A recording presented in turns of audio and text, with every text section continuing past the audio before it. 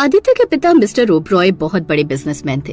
एक दिन आदित्य के पिता ने उससे कहा, बेटा अब तो तू कंपनी भी संभालने लगा है, अपने पैरों पर भी खड़ा हो गया है। मैं सोच रहा हूँ तेरी शादी करा दूं ताकि इस घर में थोड़ी रौनक आ जाए।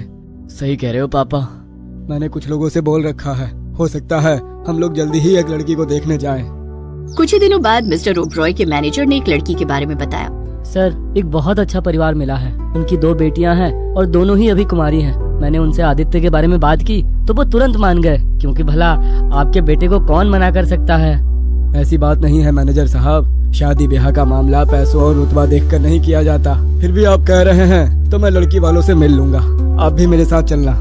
अगले दिन मिस्टर ओबरॉय अपने बेटे आदित्य और मैनेजर के साथ लड़की वालों के घर पहुँचे। ओबरॉय साहब, हमारी तो किस्मत ही चमक जाएगी। शादी ब्याह रुतबा देखकर नहीं बल्कि संस्कार देखकर किए जाते हैं भाई साहब। वो सब आपस में बातें कर रहे थे। वहीं दूसरी तरफ किचन में खड़ी उनकी दोनों बेटियां राधिका और रागिनी उनकी बातें सुन रही थी। ओबरॉय साहब का लड़का कितना हैंडसम है, मुझे यकीन नहीं हो रहा कि उसकी शादी मेरे साथ होने वाली है। राधिका, अभी फिक्स नहीं हुआ है कि आदित्य की शादी किसके साथ होगी, मेरे साथ भी तो उसकी शादी हो सकती है। रागिनी, मैं तुझसे बड़ी हूँ इसलिए पहले मेरी शादी होगी ना कि तेरी। राधिका सर पर पल्लू डालकर सबके लिए चाय नाश्ता लेकर गई। उसके संस्कार मिस्टर ओबरॉय को बहुत अच्छे लगे। मैनेजर साहब, बहुत ही अच्छा परिवार ढूंढा है आपने, मुझे तो ये रिश्ता मंजूर है। इस तरह आदित्य की शादी राधिका के साथ तय हो गई। लेकिन राधिका की छोटी बहन रागिनी अंदर ही अंदर जल रही थी। राधिका इतने बड़े घर की बहू बनने जा रही है, वो तो रातों रात बिना कुछ किए करोड़पति बन जाएगी और मैं यहाँ झुंझुना बजाती रहूंगी। काश मेरी शादी आदित्य के साथ होती तो करोड़ों की प्रॉपर्टी मेरी हो जाती। लेकिन मैं हार नहीं मानूंगी, कुछ न कुछ तो करना ही पड़ेगा। खैर, कुछ ही दिनों बाद राधिका और आदित्य की बड़ी धूमधाम से शादी हो गई। सुहागरात की अगली सुबह राधिका ने अपने हाथों से सभी के लिए खाना बनाया। पापा जी, आदित्य जी, आप लोग नाश्ता कर लीजिए, मैंने अपने हाथों से बनाया। अरे बहू, घर के सारे नौकर चाकर कहाँ चले गए? तूने अपने हाथों से खाना क्यों बनाया?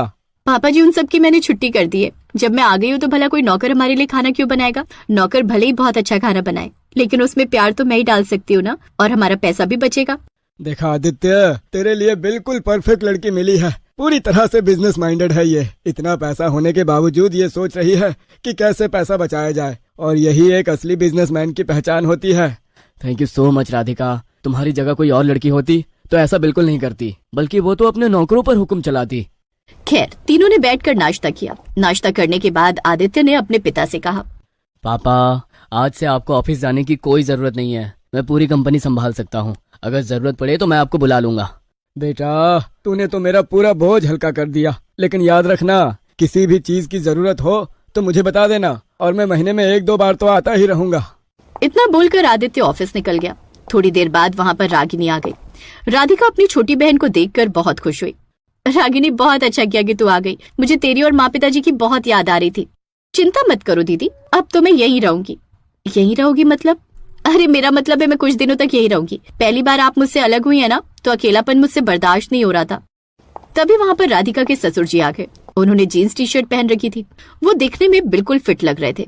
अरे रागिनी, आओ आओ आओ, तुम्हारे आ जाने से तो घर में रौनक आ गई। खैर, राधिका ने उसके लिए भी नाश्ता बनाया। मौका देखकर रागिनी चुपके से राधिका के ससुर के कमरे में पहुंच गई। ओबरॉय जी, आप तो इस उम्र में भी कितने फिट लगते हैं। हाँ, फिटनेस का तो ख्याल रखना ही चाहिए रागिनी। क्या डोले शोले हैं आपके, मैं छूकर देख सकती हूँ? हाँ हाँ, क्यों नहीं। जैसे ही रागिनी ने उसे टच किया, उसे कुछ अजीब लगा और वो तुरंत दूर हट गया। अरे क्या हुआ ओबरॉय जी, आप दूर क्यों हट गए? अब कुछ नहीं, तुम अपनी बहन के साथ बातें करो, मैं जरा थोड़ा सा काम निपटा कर आता हूँ। रागिनी वहाँ से चली गई और मन ही मन सोचने लगी, पहला निशाना तो लग गया। अब जल्दी ये बुढ़ा मेरे प्यार में पागल हो जाएगा और मुझसे शादी कर लेगा, फिर इसकी सारी प्रॉपर्टी मैं अपने नाम करवा लूंगी। खैर, रात में जब आदित्य आया तो राधिका और रागिनी दोनों ने मिलकर खाना बनाया। खाना पीना खाने के बाद जब सभी लोग सो गए, तब रागिनी चुपके से बाहर हॉल में आई। उसने ओबरॉय साहब के कमरे की तरफ देखा तो वो कमरे में नहीं थे। ये बुढ़ा आखिर कहाँ चला गया? आज मुझे फाइनल टच देना था, बालकनी में जाकर देखती हूँ। रागिनी ने बालकनी में जाकर देखा तो ओबरॉय साहब रात की चांदनी को बहुत ही गौर से निहार रहे थे। रागिनी भागकर उनके पास गई। अरे रागिनी, तुम अभी तक सोई नहीं? देखिए, आप ये नाटक करना बंद कर दीजिए। मुझे पता है कि आप भी मुझे बहुत पसंद करने लगे हैं, और मैं तो आपको पहले से ही पसंद करती हूँ। भले ही जमाने वालों को ये रिश्ता खराब लगे, लेकिन मुझसे आपका दर्द देखा नहीं जाता। मैं जानती हूँ बिना बीवी की जिंदगी कितनी अकेली हो जाती है। सही कह रही हो रागिनी, लेकिन हम दोनों के बीच उम्र का बहुत फासला है, जमाना क्या कहेगा। जब आप अकेले तड़पते रहते हैं तब तो जमाना आपको देखने कभी नहीं आया। यहाँ तक कि आपके बेटे बहू को देखिए, खुद में ही मस्त रहते हैं, आप पर तो कोई ध्यान नहीं देता। हाँ, मेरी पत्नी के गुजर जाने के बाद तुम पहली ऐसी लड़की हो जिसका ध्यान मुझ पर गया, मेरी उदासी पर गई। अब हम दोनों को कोई अलग नहीं कर सकता। तुम्हें पता नहीं है कि तुमने मुझे एक ही पल में कितनी खुशियाँ दी है। अगले दिन जब आदित्य काम पर चला गया तब मिस्टर ओबरॉय और रागिनी तैयार होकर एक साथ कहीं जाने लगे। रागिनी, पापा जी कहाँ जा रहे हैं आप दोनों? अरे बहू, रागिनी को कुछ शॉपिंग करनी है और मुझे भी जरा अपने पुराने क्लाइंट से मिलना है, तो मैं इसे रास्ते में छोड़ दूंगा और निकल जाऊंगा। रागिनी, तुझे शॉपिंग करनी है तो मैं चलती हूँ ना तेरे साथ, पापा जी को क्यों परेशान कर रही है? अरे नहीं नहीं दीदी, आप यहीं रहो, घर संभालो, मुझे वहाँ पर मेरी सहेलियां मिलेंगी, मुझे उनके साथ शॉपिंग करनी है। इतना बोलकर दोनों वहाँ से निकल गए। रात में दोनों काफी लेट से घर में वापस लौटे। दोनों ने ड्रिंक कर रखी थी लेकिन किसी को पता नहीं चलने दिया। अरे पापा, खाना तो खा लीजिए कम से कम। अरे नहीं बेटा, मैं जरा एक पुराने क्लाइंट से मिलने गया था तो वहाँ थोड़ी सी पार्टी हो गई। दीदी मैं भी खाना नहीं खाऊंगी, मैं अपनी सहेलियों के साथ डिनर करके आई हूँ। इतना बोलकर दोनों अपने अपने कमरे में चले गए। लेकिन अब ये रोज रोज का काम हो गया था। मिस्टर ओबरॉय और रागिनी दोनों दिन भर एक दूसरे के साथ वक्त बिताते और खूब एंजॉय करते। फिर एक रात राधिका ने इस बारे में आदित्य से बात की। आदित्य, मुझे पिताजी और अपनी बहन पर कभी कभी शक होता है। ये दोनों पिछले 1 महीने से आपके जाते ही एक साथ कहीं बाहर निकल जाते हैं और देर रात को वापस आते हैं। ये तुम कैसी बातें कर रही हो राधिका?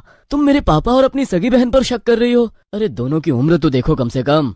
उम्र देखकर ही तो मैं 1 महीने से कुछ नहीं बोल रही हूँ, लेकिन अब शायद कुछ ज्यादा हो रहा है। ऐसा कीजिए, कल जब आप काम पर चले जाएंगे तब ये दोनों फिर से बाहर निकल जाएंगे। मैं इन दोनों का पीछा करूंगी, आप भी आ जाना, मैं फोन कर दूंगी आपको।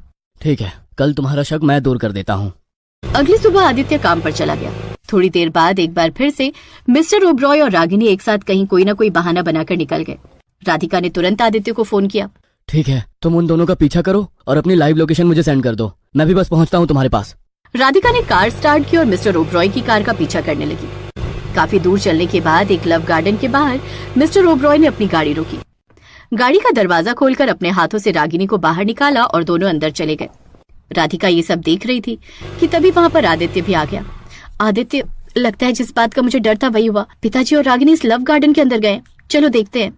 आदित्य और राधिका गाड़ी से उतरकर चुपके से लव गार्डन के अंदर चले गए। अंदर जाकर उन्होंने देखा कि मिस्टर ओबरॉय और रागिनी एक ही आइसक्रीम को बड़े ही प्यार से खा रहे थे। घर चलो राधिका, पापा बहुत अकेले हैं, शायद इसीलिए कदम बहक गए होंगे उनके। मैं कुछ करता हूँ। रात में आदित्य अपने पिता के पास आया। पापा, जब से आपने सारी प्रॉपर्टी मेरे नाम कर दी है तब से प्रेशर बढ़ गया है। तभी रागिनी वहाँ पर आ गई। राधिका दूर से सब देख रही थी। मतलब सारी प्रॉपर्टी जीजू के नाम पर हो गई है? हाँ, लेकिन क्यों? कुछ नहीं, काफी दिन हो गए हैं, कल मैं अपने घर जाऊंगी। अगले दिन रागिनी अपने घर चली गई। उस दिन के बाद ओबरॉय साहब उसे फोन करते रहे पर उसने फोन नहीं उठाया। तभी आदित्य और राधिका वहाँ आए। पिताजी, रागिनी सिर्फ पैसों के लालच में आपको फंसा रही थी। उस दिन जैसे ही उसे पता चला कि प्रॉपर्टी मेरे नाम पर है, चली गई आपको छोड़कर। पिताजी, हम समझ सकते हैं कि आपको अकेलापन महसूस होता होगा, इसलिए आपके कदम बहक गए थे, पर मेरी बहन बहुत लालची है। अरे वो तो मुझसे भी जलने लगी थी। उस दिन के बाद आदित्य और राधिका ओबरॉय साहब को ढेर सारा वक्त देने लगे।